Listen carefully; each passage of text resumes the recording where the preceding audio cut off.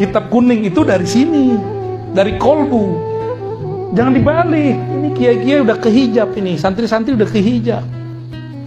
Kok kolbu ngikutin kitab kuning? Salah itu.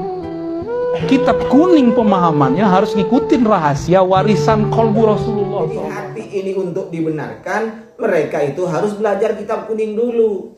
Bukan boro-boro ini kita langsung mondok, ndak ada di pondok pesantren manapun begitu belajar langsung dicekoki makrifat, dicekoki tarikat, dicekoki makrifatullah, semuanya ndak ada. Mesti mereka yang dibahas pertama kali fa'ala yaf'ulu fa'lan, al-kalamu huwa labdul murakkabul mufidu bil wat'i. Setelah itu baru kalamuhum labdul mufidu musnadu, baru setelah itu baru kalamuna labdul mufidu kastakin ke alfiyah, terus semacamnya.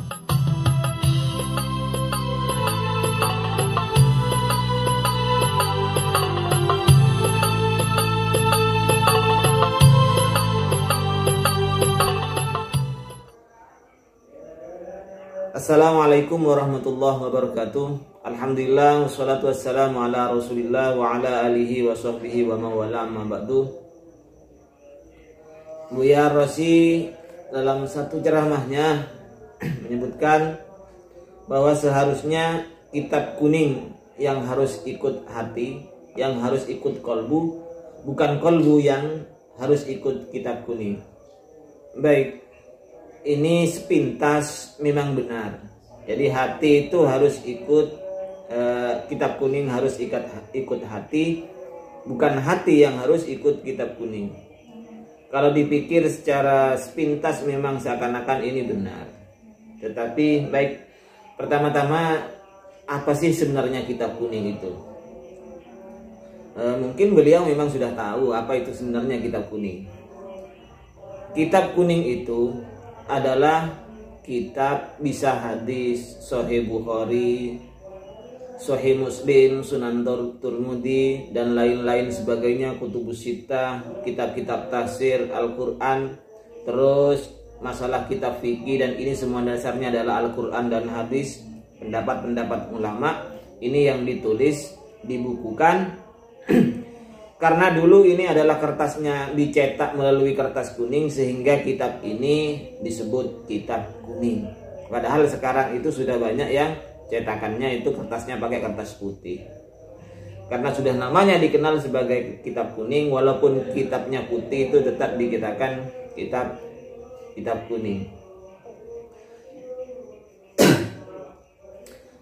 Sekarang pertanyaannya begini.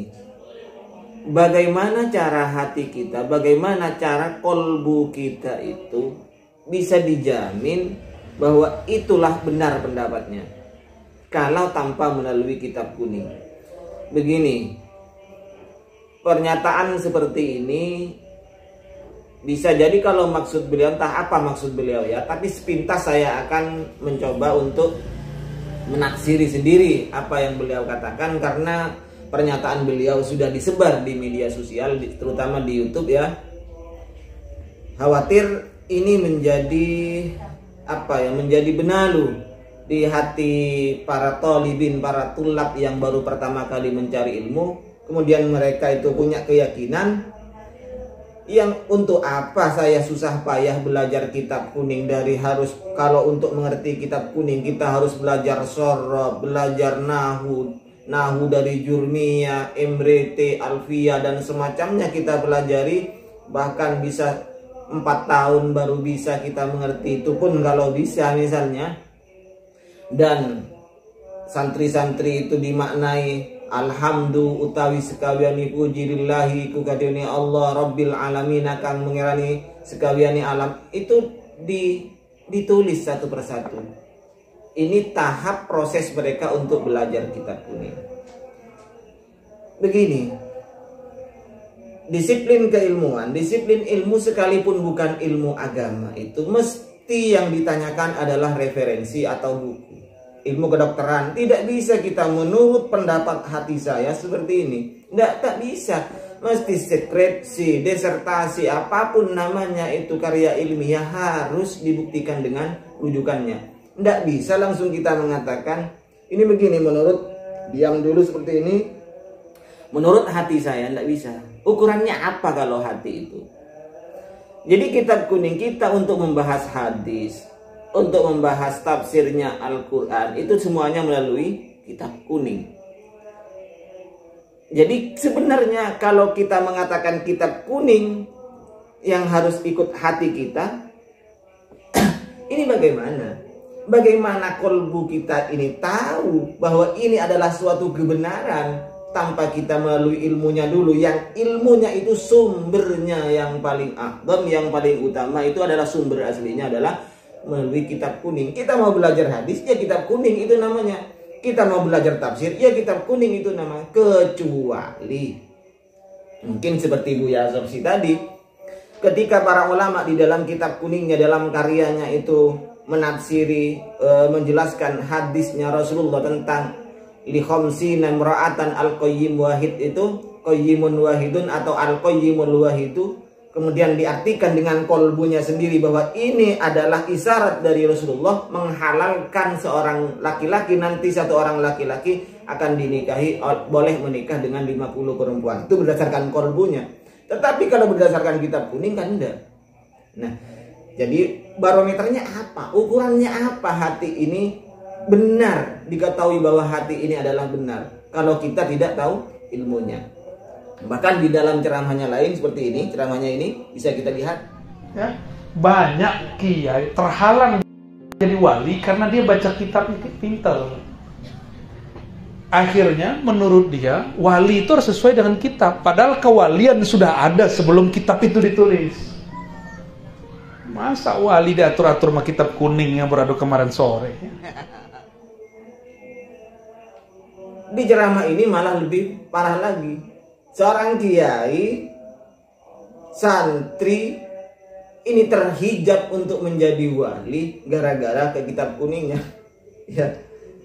Baik, Imamuna Asy-Syafi'i dan Imam Hanifah sebagaimana yang dikutip oleh Imam Nawawi dalam kitabnya Tibyan, qala al-imamani Abu Hanifah wa Syafi'i, Imam Abu Hanifah dan Syafi'i rahimahumallah ini berkata, illam yakunil ulama'u hum awliyaullahi falaisa lillahi waliyun.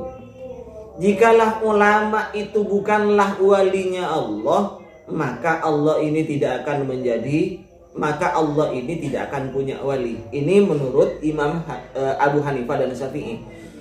Ulama itu tentunya pasti yang dikatakan ulama, yang dikatakan orang alim, jamaknya alimun, ulama ini secara pengertian sepintas ya, walaupun tentu ada ulama yang su, ada ulama yang tidak su, tapi yang dimaksud dengan ulama ini, yang dimaksud warasatul anbiya, yakni ulama ini adalah orang yang alim, yang mengerti. Dan kalau sekarang ulama itu salah satu syaratnya yaitu harus mengerti kitab kuning. Bagaimana kita tahu sumbernya? Tahu sumbernya semuanya itu bersumber dari kitab kuning. Hadis semuanya berbahasa Arab, Al-Quran berbahasa Arab, semuanya itu tertulis, tertuang di dalam kitab kuning. Dan ini adalah kebiasaan di NU kan seperti ini. Jika ada masalah, terus berdasarkan kitab apa? Siapa yang berkata? Kitab ini muktabarah apa enggak? Kalau memang jenengan itu berapa banyak kitab yang salah cetak, berapa banyak kekeliruan yang ada di dalam kitab itu, iya oke. Tetapi kalau dimaksudkan juga, kalau dibalik pertanyaan itu, berapa banyak orang yang hanya mengandalkan hatinya tanpa referensi kitab kuning, itu yang tersesat pemahamannya. Jadi bagaimana? Kita itu sudah ada rambu-rambu dari ulama, ada ulama, makanya ada yang namanya itu ijazah ya, ijazah, sanad itu. Misalnya Fathul Qorib, sanadnya dari siapa? Dari gurunya dari siapa? Ya, I'anatul Thalibin, sanadnya dari siapa? Gurunya, terus sanad sampai kepada muallifnya.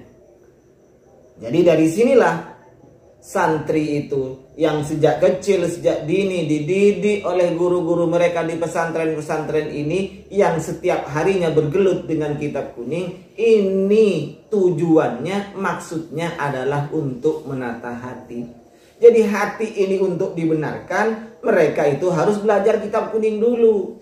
Bukan boro-boro ini kita langsung mondok, ndak ada di pondok pesantren manapun begitu belajar langsung diberi dicekoki makrifat, dicukupi tarikat, dicukupi makrifatullah, semuanya tidak ada. Mesti mereka yang dibahas pertama kali fa'ala yaf'ulu fa'lan, al-kalamu huwa labdul murakkabul mufidu bil wad'i. Setelah itu baru kalamuhum labdul mufidu musnadu, baru setelah itu baru kalamuna labdul mufidu kastakin ke alfiyah, terus semacamnya. Dan cara mengartikannya alhamdulillah. Kalau di Madura tining satu jabo cilillahi panika kaduna Allah Rabbil alamina semangarenya setedanya alam. Ini satu persatu kalimatnya. Terus apa yang diucapkan oleh gurunya itu diikuti terus.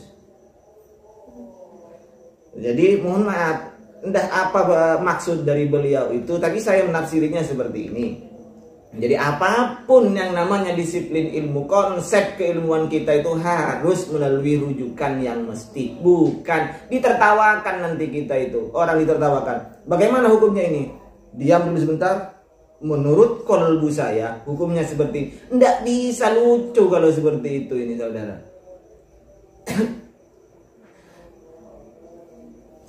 Jadi baik, mari kita dengarkan bagaimana tanggapan ulama kita, yaitu beliau Kiai Lutfi Basori.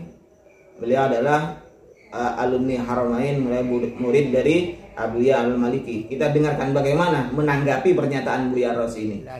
Maka istilah dengan kitab-kitab yang dikarang oleh para ulama itu dinamakan kitab kuning. Jadi kitab kuning adalah ajaran Islam yang murni. Di samping itu juga ada dalam kitab kuning itu ilmu nahwu, ilmu sorof atau alat. Termasuk juga adalah kitab-kitab fikih karya para ulama salaf.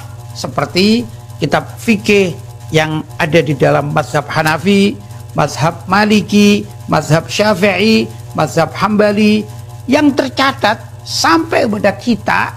Nah, yang kita pelajari ya di pesantren atau juga di masjid atau di mana saja, itu juga dinamakan kitab kuning. Jadi aneh kalau ada orang yang mengaku Ahlussunnah wal Jamaah tapi mengingkari keberadaan serta pengajar kitab kuning. Kadang orang mengaku ahli tasawuf tapi anti kitab kuning. Perlu diketahui bahwa Imam Ghazali radhiyallahu ta'ala anhu mengarang kitab Ihya Ulumuddin. Itu rajanya kitab tasawuf. Ini juga termasuk dalam kategori kitab kuning. Jadi kitab kuning adalah kitab turath dalam bahasa Arab. Semoga umat Islam bisa tahu dan menyadari bahwa sebenarnya rujukan umat Islam tiada lain adalah kitab kuning yang mengandung Al-Quran dengan segala macam tafsirnya, hadis dengan segala macam yang terkait dengannya, dan ilmu-ilmu yang wajib dipelajari oleh umat Islam. Baik, jadi kesimpulannya, kita itu tidak bisa hati kita itu langsung dijadikan ukuran untuk membahas ini adalah sebuah kebenaran. Tidak bisa, kita semuanya harus berdasarkan rujukan dulu. Jadi makanya yang keilmuan kita dari dulu itu adalah dituangkan melalui buku-buku atau yang disebut dengan kitab, yakni kitab-kitab kuning ini kalau ilmu agama. Sebagaimana ilmu-ilmu lain, ilmu kedokteran, ilmu apa, semuanya mesti ada rujukannya. Baik ilmu strategi perang apapun, semuanya ada bukunya. Tidak bisa langsung berstandar. Yang dijadikan standar adalah ini. Jadi kita untuk menata kolbu ya harus tahu ilmunya. Ilmunya itu sumbernya semuanya itu tertulis, tertuang di dalam kitab kuning. Ya mungkin ini sekedar apa yang bisa saya sampaikan. Mudah-mudahan Buya Rosi ke belakang itu tidak selalu membuat pernyataan-pernyataan yang membuat kami ini semakin bingung. Jadi seakan-akan apa yang sudah menjadi tradisi di pesantren kita itu ya, seakan-akan itu menjadi sia-sia belaka. Untuk apa kita payah-payah, susah payah belajar nahu, sorob, baca kitab dan sebagainya, itu nanti sia-sia. Yang penting langsung kita mondok, di mana pondok yang langsung memberikan pelajaran terhadap santrinya itu langsung santri, langsung menata kolbu, makrifat dan semacamnya. Baik, demikian yang bisa saya sampaikan, mudah-mudahan bermanfaat. Hadanallah wa iyyakum. Assalamualaikum warahmatullahi wabarakatuh.